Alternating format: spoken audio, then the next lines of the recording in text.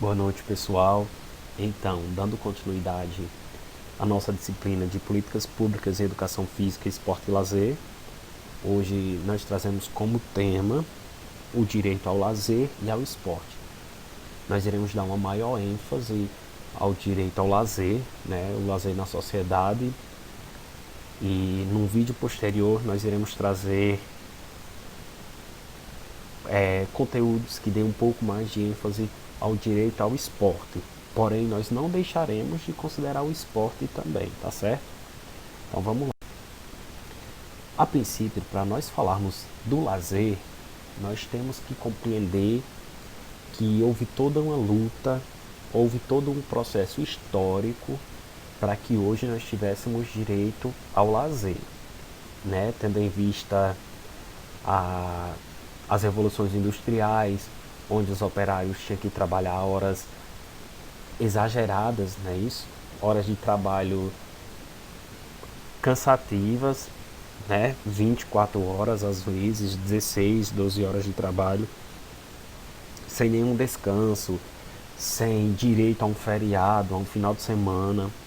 Então, na Declaração Universal dos Direitos Humanos, de 1948, no artigo 24, nós vemos o direito ao lazer, o direito ao lazer e o direito ao repouso, onde no artigo 24 vem dizendo que toda pessoa tem direito a repouso e a lazer, inclusive a limitação razoável das horas de trabalho e férias periódicas remuneradas.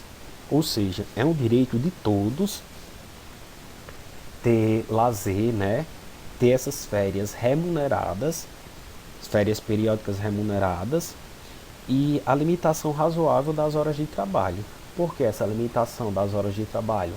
Essa limitação das horas de trabalho vem levando em consideração o percurso histórico em que os direitos trabalhistas foram adquiridos, Então, teve toda uma história, teve todo um processo, uma luta para que os direitos trabalhistas que nós temos hoje, eles fossem assegurados.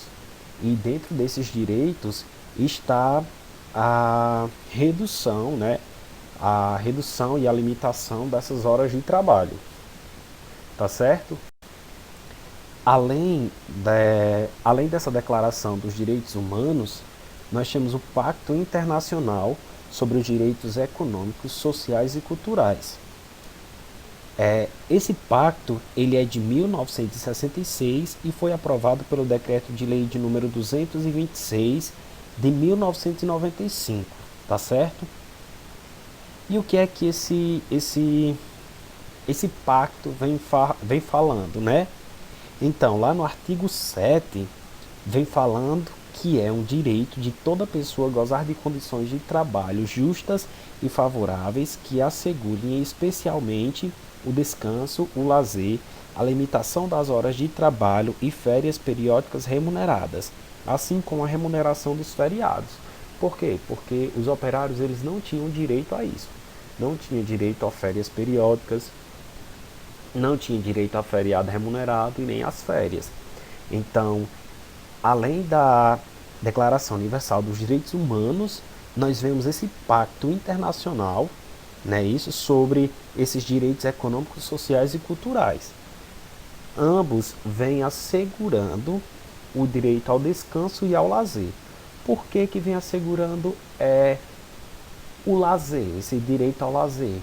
Porque nós sabemos que o lazer ele é um dos fatores que estão envoltos do processo de construção da sociedade.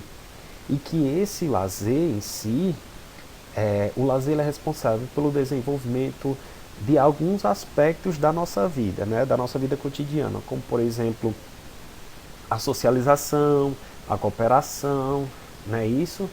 Então, o lazer ele é um dos aspectos da nossa vida que ele não pode deixar de ser considerado, tá certo? Aí, por que esses pactos, essa Declaração dos Direitos Universais, esse pacto internacional vem falando, tentando assegurar esse direito ao lazer, essas condições justas de trabalho? Porque na maioria das vezes, esses direitos eles não existiam. Aliás, esse momento para o lazer ele não existia. Por quê? Levando em consideração a questão econômica também, porque nós sabemos que o lazer é uma coisa elitizada, não é isso? Que muitas das vezes apenas as pessoas da classe alta tinham direito ao lazer, porque o lazer ele era uma vivência, é um dos aspectos que era elitizado, querendo ou não ele era elitizado, porque se nós fôssemos levar em consideração viagens, práticas esportivas, tempo para fazer atividades de lazer, os operários eles não tinham, tá certo? Trazendo para o Brasil, nós temos a Constituição, a Constituição da República Federativa do Brasil, promulgada em 1988. Então a Constituição, como nós já vimos em aulas anteriores, né, em aulas presenciais, a Constituição, ela é ele é o nosso documento magno, né, que rege todas as políticas públicas, rege todas as leis, né, vem assegurando os nossos direitos. Então, a Constituição de 1988, no capítulo 2, no seu artigo 6, ela vem falando sobre os direitos sociais. Esses direitos sociais, eles já foram o quê? Eles já foram frutos de uma luta, de reivindicações, né? Então, esses direitos sociais, eles são o quê?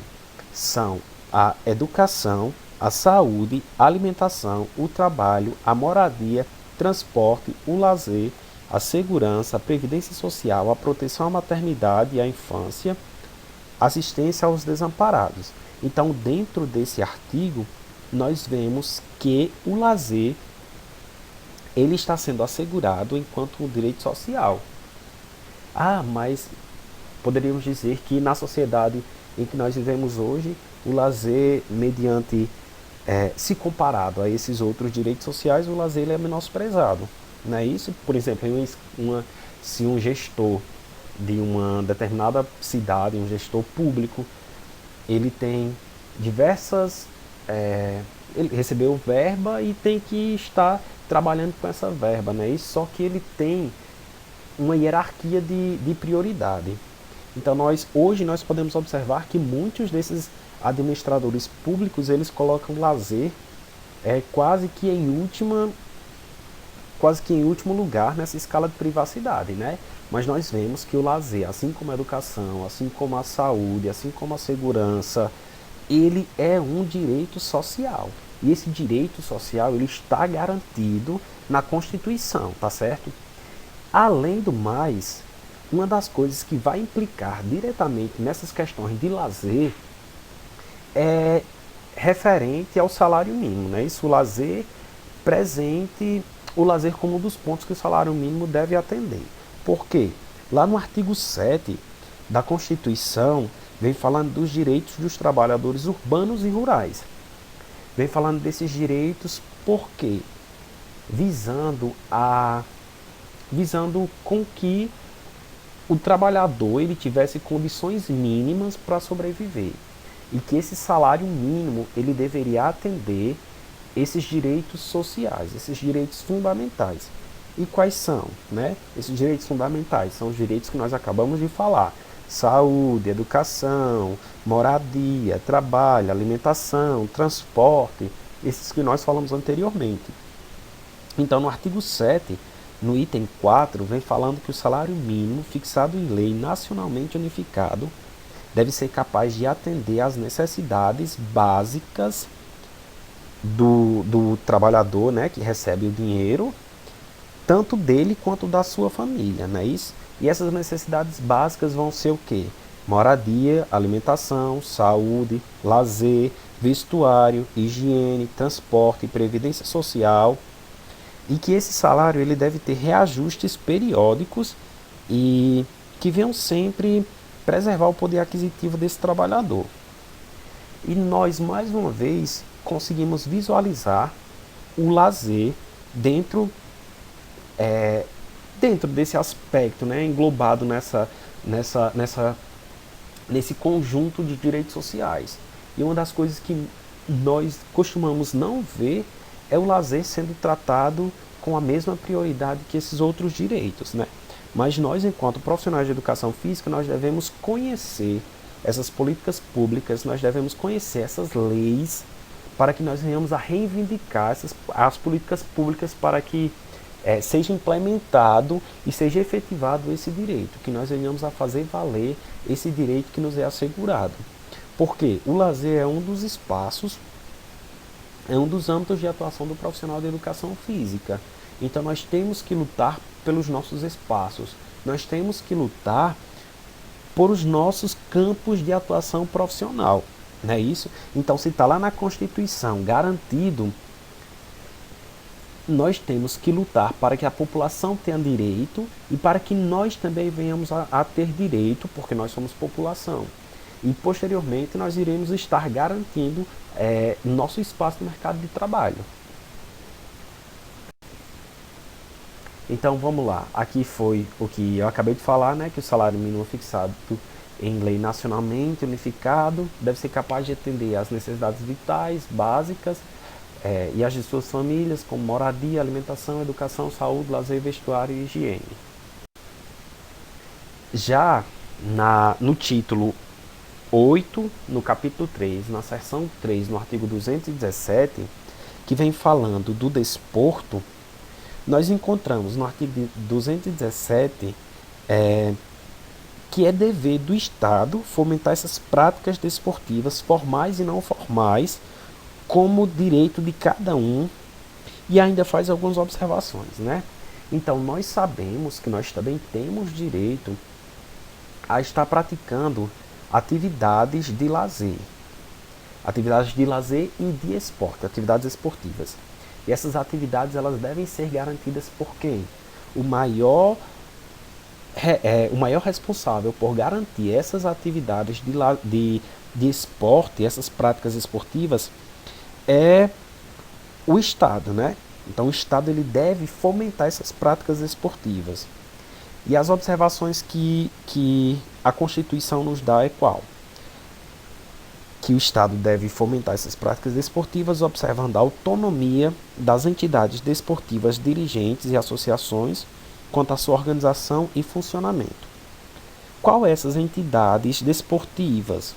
Essas entidades desportivas nós podemos dizer que são as confederações, né? Confederação Internacional, nacional, do voleibol, do handebol, do futebol. Então, o Estado ele deve garantir essa prática desportiva, né? Só que ele tem que levar em consideração também essas entidades que são as dirigentes por essas práticas desportivas na sociedade. Outra coisa que deve ser observado é a destinação de recursos públicos para a promoção prioritária do desporto educacional e, em casos específicos, para o desporto de alto rendimento. Uma das coisas que nós vemos, vamos refletir aqui. Será que realmente existe essa destinação de recursos públicos para a promoção do desporto educacional? Há uma prioridade na destinação desses recursos públicos? Será que o desporto educacional realmente ele acontece como está lá na Constituição, né? Porque assim, se nós formos observar,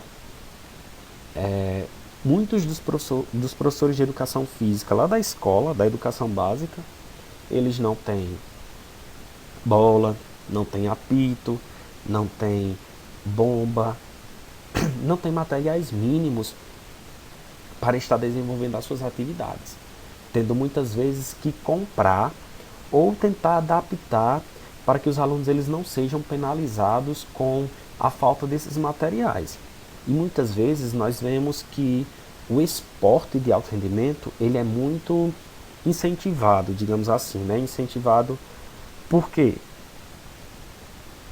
Mega eventos esportivos, né? Como a Copa do Mundo, Copa das Confederações, Olimpíadas. Ah, professor, mas esses mega eventos esportivos eles têm um retorno para a sociedade? Sim, então retorno. Qual retorno? Retorno financeiro que os brasileiros em si, muitos não têm dinheiro para estarem assistindo essas competições. Retorno cultural, retorno o quê? Porque muitas das vezes esses são construídos estádios, construídos parques olímpicos e não são aproveitados depois, né? Então esse dinheiro que está sendo gasto com esporte de alto rendimento, ele poderia ser investido no esporte educacional, que há uma diferença, né, do esporte de alto rendimento e esporte educacional, como nós já vimos em pedagogia do esporte, né? O esporte de alto rendimento, esporte de educação, visando a formação, se fosse investido mais dinheiro no esporte educacional, então nós teríamos é, uma classe, nós teríamos uma juventude, nós teríamos pessoas que elas estariam mais, digamos assim, mais abertas a, a respeitar os outros, a respeitar as normas da sociedade, porque o esporte ele tem essa função educativa, não é isso? Mas nós não vemos isso. Até mesmo facilitaria o processo de ensino-aprendizagem do professor dentro da sala de aula, porque ele não tem material, ele não tem coisas que venham subsidiar a prática dele. E já no esporte de alto rendimento nós vemos assim, gasto milhões de reais para construir estádio, construir parques olímpicos. Está errado? Ah, não sei, depende do ponto de vista de cada um. Né? Se fosse, eu concordaria se eles fossem aproveitados depois, né? Fossem aproveitados de uma outra forma, que fosse investido também não só no esporte de alto rendimento, mas no esporte educacional também, né? Desse condições básicas para o professor estar trabalhando dentro da sala de aula. E uma das coisas que nós vemos lá ainda no artigo 217, né, no inciso terceiro, vem falando que o poder público incentivará o lazer como forma de promoção social. Ah, professor, mas como que o poder público vai fazer isso? E o que é promoção social? Bom, promoção social pode ser caracterizado como um conjunto de atividades que tem um enfoque educativo. Mas que enfoque educativo? Esse enfoque educativo tem como objetivo o quê? Tem como objetivo possibilitar que as pessoas elas adquiram conhecimentos e que esses conhecimentos venham trazer o desenvolvimento de algumas habilidades ou mudanças de atos, de hábitos, de atitudes que venham favorecer com que elas tenham uma melhor qualidade de vida. E nós podemos fazer um questionamento, né? Como que o poder público ele vai incentivar esse lazer dessa forma? Como que vai acontecer essa promoção social? Será que todos têm acesso ao lazer? Será que o lazer oferecido pelo poder público, ele é algo que as camadas, aliás, a população menos favorecida financeiramente, ela vai ter acesso? Como que está sendo oferecido esse lazer? É isso que nós temos que ver também, né? Porque assim, há alguns programas já implementados, algumas políticas públicas, como por exemplo a Academia da Saúde, o PSE, né, que também visa algumas questões de lazer, se nós formos levar em consideração a atuação do professor de educação física dentro da escola, né, isso, essas questões que envolvem a participação da população, como por exemplo o Viva Rio Branco, que nós vivenciamos em Mossoró. Então é uma forma de tentar promover essa, essa promoção social, né? É isso, fazer com que as pessoas elas venham criar um novo estilo de vida, venham criar hábitos saudáveis, né? Trazendo mais para os públicos específicos, nós temos no título 8 do capítulo 7, que vem falando a respeito da família, da criança, do adolescente e do idoso, né? Que aí vai estar lá no artigo 217. Esse texto, nós encontramos, o texto do artigo 217, nós encontramos ele muito parecido no Estatuto do Idoso e no Estatuto da Criança e do Adolescente também, né? Então, segundo Gomes, ele vem falando que refletir sobre o lazer como direito social garantido em nossa Constituição desloca o foco de discussões para as conquistas sociais que se vinculam a ele. E nesse sentido, estamos falando da limitação da jornada de trabalho e do final de semana, férias e feriados remunerados. De certa maneira, esses são os momentos consagrados ao lazer no Brasil e no mundo. Então, nós percebemos que o lazer ele é muito vinculado a essas questões de final de semana, né? Então, é uma das coisas que entra em discussão, porque deve ser sim remunerados, feriados, as férias, o final de semana. Por quê? Porque nós já passamos por uma jornada de trabalho semanal, nós temos pressões psicológicas, digamos assim, sofremos fisicamente, temos que fazer força. Então, nada mais do que sermos recompensados. Né? Então, esse final de semana, as férias, feriados, eles são consagrados como os momentos de lazer. Ah, qual é o seu momento de lazer? Ah, jogar uma pelada no final de semana. Ah, tomar uma cervejinha no final de semana. Né? Então, no Brasil e no mundo, já é consagrado o final de semana, feriados e férias como lazer. E nós vemos aqui no ECA, né, no Estatuto da Criança e do Adolescente, a presença do lazer também, né, que o lazer ele é apresentado como uma das obrigações que a família ela deve estar favorecendo, oportunizar. Então é a obrigação da família e do Estado favorecer a prática do lazer, assim como garantir os outros direitos fundamentais, né? Então, no título 8 do slide anterior, né, no artigo 27, vem falando assim, que é dever da família, da sociedade e do Estado assegurar a criança e adolescente com absoluta prioridade o lazer, a profissionalização, a cultura, a dignidade, o respeito, a liberdade, a convivência familiar e comunitária, além de colocá-los a salvo de toda forma de negligência, discriminação, exploração, violência, crueldade e opressão.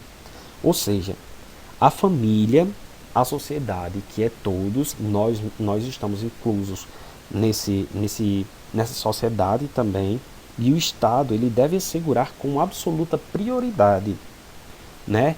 E nós vemos que o que? O lazer ele vem primeiro. Então, o lazer é uma das coisas que deve ser assegurado com prioridade para a criança e o adolescente. Porque, mediante as práticas de lazer, como já falei anteriormente, pode ser desenvolvida algumas atitudes, né? Respeito, colaboração, solidariedade. Então, a criança ela vai crescer com esse entendimento de que ela deve respeitar os outros, de que ela deve respeitar as regras da sociedade, não é isso? Então, o Estatuto da Criança e do Adolescente é a lei de número 8.069, de 13 de julho de 1990. Mas a primeira, nós podemos dizer que a primeira versão foi em 1990, não é isso? Mas já teve outras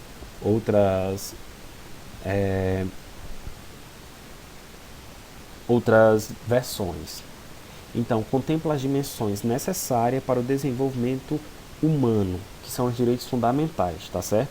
Os direitos fundamentais vão entrar o quê? Como nós já falamos anteriormente e já vimos até em aulas anteriores, saúde, educação, moradia, segurança, não é isso?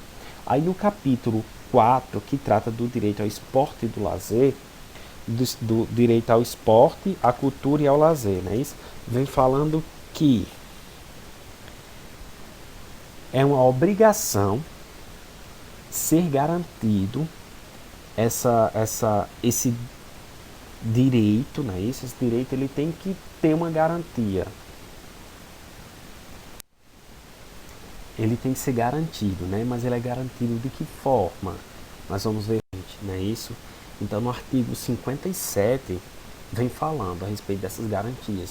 Então, no processo educacional, respeitar-se-ão os valores culturais, artísticos e históricos próprios do contexto social da criança e do adolescente, garantindo-se a este a liberdade da criação e o acesso às fontes de cultura. Então, esse artigo, o artigo 58 do ECA, vem falando a respeito do acesso à cultura, né? Mas no artigo 59, vem falando a respeito das práticas esportivas e de lazer, que os municípios, com apoio dos estados e da União, estimularão e facilitarão a destinação de recursos e espaços para programação cultural, esportivas e de lazer voltadas para a infância e a juventude. Então, como que acontece isso?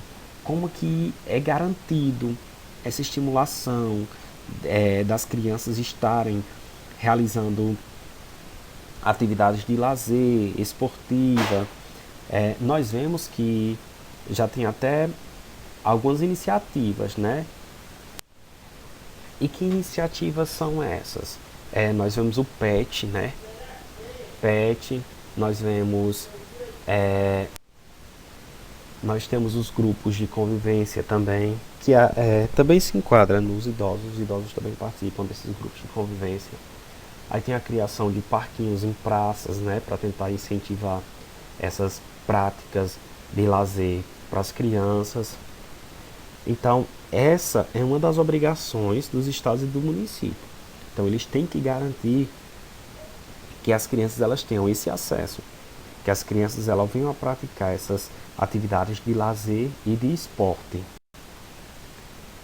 Trazendo diretamente para o Estatuto do Idoso, né, que é a lei de número 10.741 de 2003.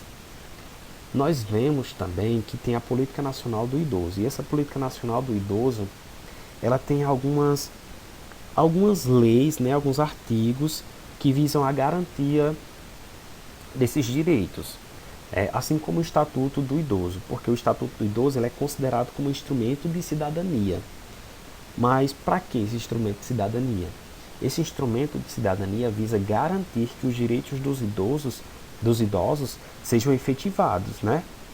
Então, é considerado também, dentro do Estatuto do Idoso, a pessoa que tem mais de 60 anos, a partir de 60 anos, já pode ser considerado como idoso.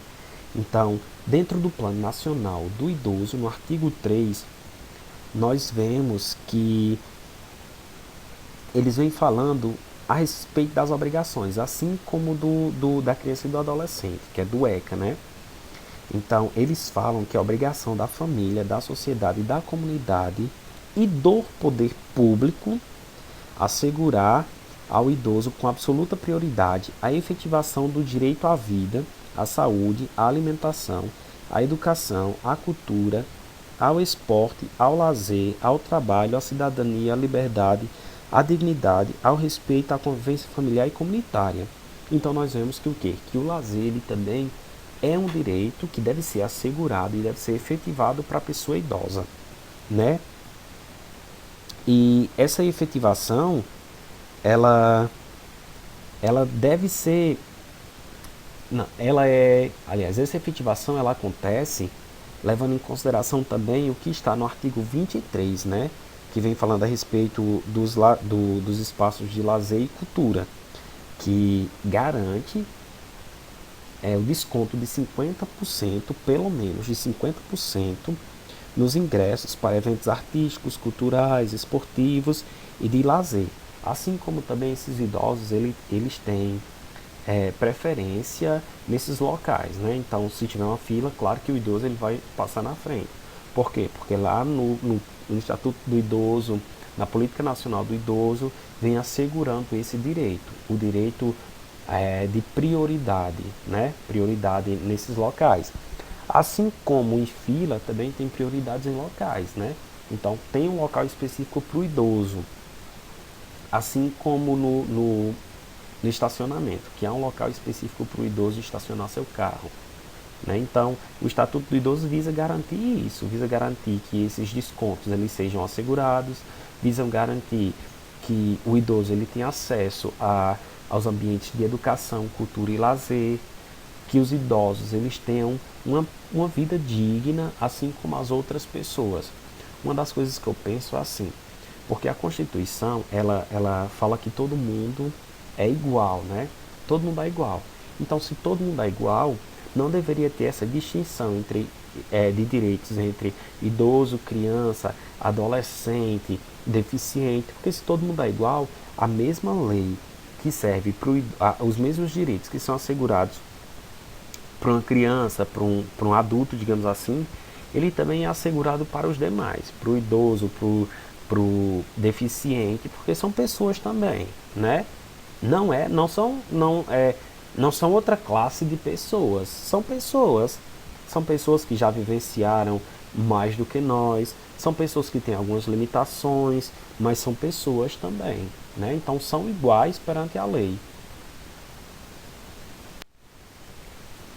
E assim, por falar em pessoas deficientes, nós já trazemos aqui o Estatuto da Pessoa com Deficiência, que é a lei de número 3.298 de 1999. Então, lá no artigo 2, vem falando que cabe aos órgãos e às entidades do poder público assegurar a pessoa portadora de deficiência. Esse termo portador, ele é até arcaico, né? Porque portador é alguém que carrega. E a pessoa, ela não é portadora da deficiência. A deficiência é uma condição dela. O pleno exercício de seus direitos. Quais são esses direitos? São os direitos fundamentais que nós vimos lá no artigo 6, né? O direito à educação, à saúde, ao trabalho, ao desporto. Então aí nós já vemos que o desporto ele é assegurado às pessoas com deficiência. E esse desporto ele é assegurado de que forma? Ele deve ser assegurado fazendo com que as pessoas, aliás, criando possibilidades para que as pessoas que têm deficiência elas estejam participando também dessas práticas esportivas. Hoje nós vemos os esportes, as Olimpíadas Paralímpicas, né, os esportes paralímpicos, e assim é muito massa essa questão de possibilitar que as pessoas com deficiência elas venham estar praticando esporte, venham estar competindo no alto rendimento, né, isso, porque além de ser uma questão de inclusão, é uma questão de superação, é uma questão da pessoa com deficiência saber que ela pode, que ela é capaz, né? Isso então, essa inclusão do deficiente nas práticas esportivas não é apenas, não leva em consideração apenas fazer com que ele se sinta parte, né? Mas fazer com que ele se sinta capaz, ele sinta-se parte de um todo e ele sinta capaz, assim como os demais. É muito massa isso. Então, além do desporto, né, vem assegurando o direito ao turismo, ao lazer, à previdência social. Então, nós vemos o lazer mais uma vez sendo apresentado como um dos direitos fundamentais, né? Aí aliás, como um dos direitos. Direito fundamental, porque o poder público que deve assegurar o pleno exercício desses direitos. E lá na seção 5, que nós vemos referente à cultura, esporte e lazer, há uma coisa que deixa até a gente um pouco triste, porque ele vem falando só dessas questões de criação de locais, apropriados para pessoas com deficiência, né? Ou então a adaptação para que essas pessoas elas possam chegar a esses locais. É triste por quê? Porque nós vemos, como eu já falei anteriormente, no esporte de alto rendimento, nós vemos um monte de possibilidade que essa pessoa com deficiência ela pode estar realizando atividades de desporto, né? Aí vem falando que seria basicamente a adaptação dos espaços de lazer para que essas pessoas elas tivessem acesso. Claro, é necessário essa adaptação. Por quê? Porque essa pessoa ela tem ela é uma condição específica, então é necessário a adaptação de locais, de rampa, né, de coisas específicas para que ela consiga chegar a esse local, como por exemplo os cegos, né, o braille. É muito massa isso. E assim, é uma coisa que nós, enquanto profissionais, nós devemos lutar por isso. Por quê? Porque a educação física, ela não é apenas jogar bola, não é apenas alto rendimento. A educação física, além de tudo isso, ela é humana. A educação física, ela trabalha diretamente com o ser humano, não é isso? Então, pelo que nós vimos até agora, nós vimos o lazer, ele perpassando, né? Isso ele vai desde a infância até a idade, a terceira idade, né? A idade idosa, e nós vimos que ele é assegurado como um direito social. Ele é assegurado desde o início da vida até o final, não é isso? Nós vimos também que uma das coisas que nós temos que refletir, né? Temos que refletir sobre isso. Porque o lazer, ele é institucionalizado, né? Ele é institucionalizado como um direito nosso. Mas essa institucionalização, está lá na Constituição, muitas vezes não garante o acesso ao lazer. Por quê? Há pessoas que elas não têm condição financeira, não têm condição física, não têm condição mental para estar praticando algumas atividades de lazer. E muitas das vezes, como nós vimos também lá no início, no capítulo, no artigo 6, né, dos direitos sociais, os direitos fundamentais, muitas das vezes o lazer enquanto direito, ele é assegurado, ele é oferecido, aliás, pela administração pública, numa hierarquia de última opção, né, de último lugar. Tem isso daqui, vamos investir nisso. Agora nós já vemos um trabalho maior, né, desse aspecto, um olhar que está sendo voltado para esse aspecto do lazer enquanto formativo, né? Outra coisa que nós vimos é essa questão da redução da jornada de trabalho e das lutas sociais. Por quê? Porque o direito ao lazer, o direito ao descanso, isso tudo foi fruto de lutas sociais, assim como a redução da jornada de trabalho. E uma das coisas que nós também podemos visualizar com o passar do tempo é que o lazer ele deixa de ser prioridade das classes altas, né, das classes privilegiadas financeiramente. Eu trouxe se fosse presencialmente nós iríamos escutar essa música, mas como não é presencial, eu trouxe aqui para nós refletirmos, né? Trouxe a música Capitão da Indústria.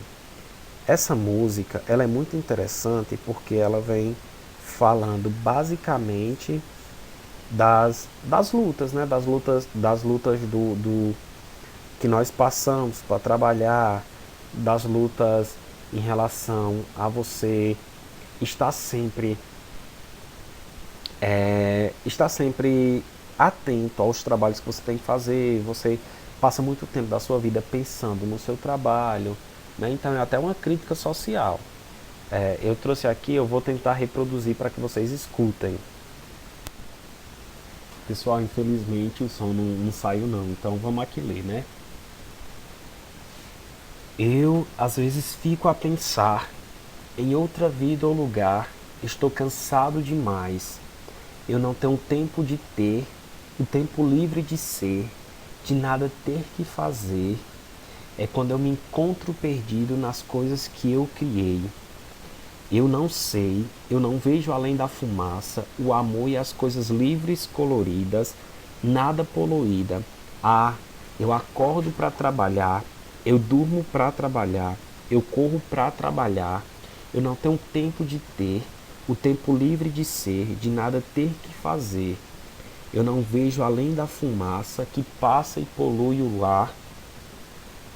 Eu nada sei, eu não vejo além disso tudo, o amor e as coisas livres, coloridas, nada poluídas. Eu acordo para trabalhar, eu durmo para trabalhar, eu corro para trabalhar. Eu não tenho tempo de ter o tempo livre de ser, de nada ter que fazer. É quando eu me encontro perdido nas coisas que eu criei e eu não sei, eu não vejo além da fumaça, o amor e as coisas livres, coloridas, nada poluídas. Ah, eu acordo para trabalhar, eu durmo para trabalhar, eu corro para trabalhar. Então, que reflexão nós podemos trazer dessa música, não é isso? Eu tinha pensado também em postar, em trazer um vídeo que era sobre a sociedade líquida de Bauman, mas infelizmente não tive como. Então, às vezes eu fico a pensar em outra vida ou lugar e eu estou cansado demais. Então, há momentos em que nós nos encontramos cansados, não é isso? Mas o que isso interfere na relação com o lazer, né? Então, o lazer muitas vezes ele é visto como tempo livre. E aqui na música vem dizendo, eu não tenho tempo de ter o tempo livre de ser, de nada ter que fazer. Então, o lazer ele é compreendido como isso, né? É o tempo de ócio, o seu tempo livre que você não tem nada para fazer, então você faz o que você quiser do seu tempo, desse lazer, né? Então, mais à frente vem falando assim: eu acordo para trabalhar, eu durmo para trabalhar, eu corro para trabalhar. Então, basicamente, é a vida do homem na sociedade atual, né? A vida do homem na sociedade atual. Dorme para descansar, para poder ir trabalhar. Acorda, vai correndo para o trabalho, não é isso? Então, é assim uma coisa que nós temos que refletir sobre isso. Nós temos que refletir sobre a nossa vida na sociedade contemporânea. Qual tempo eu estou destinando para o meu lazer, né? Qual tempo eu estou destinando para as minhas atividades esportivas? Será que eu estou vivendo ou eu estou passando pela vida? Essa música, Capitão da Indústria, é muito massa, porque ela vem falando justamente isso. Ela vem tentando nos alertar que nós não temos tempo para isso, não temos tempo para aquilo, porque eu tenho que trabalhar, não é isso? Então aqui cabe muito bem aquele ditado, o tempo ele é precioso. Por quê? Porque o tempo ele está sendo associado a ganhar dinheiro. E esse ditado, que o tempo é precioso, ele também surge nas revoluções industriais, né? Surge a partir lá das revoluções industriais, onde o tempo você tem que trabalhar mais, que era para que você viesse a render. Então é basicamente isso. Então que fique essa reflexão. E nós, enquanto profissionais de educação física, o que nós podemos fazer? O que nós temos que fazer para tentar visualizar o lazer dentro dessa sociedade contemporânea, dentro dessa sociedade industrializada, como que nós iremos atuar, qual é o nosso papel na promoção da saúde, na promoção da qualidade de vida, mediante essas práticas de lazer. Então, galera, fica essa reflexão, tá certo? Então, aqui eu trouxe as referências, que essa aula ela se pautou basicamente na Constituição da República Federativa do Brasil, porque ela é a nossa Carta Magna, né? Isso que vem falando onde tem as leis que garantem os nossos direitos. No Estatuto da Criança e do Adolescente, no Estatuto da Pessoa com Deficiência e no Estatuto do Idoso.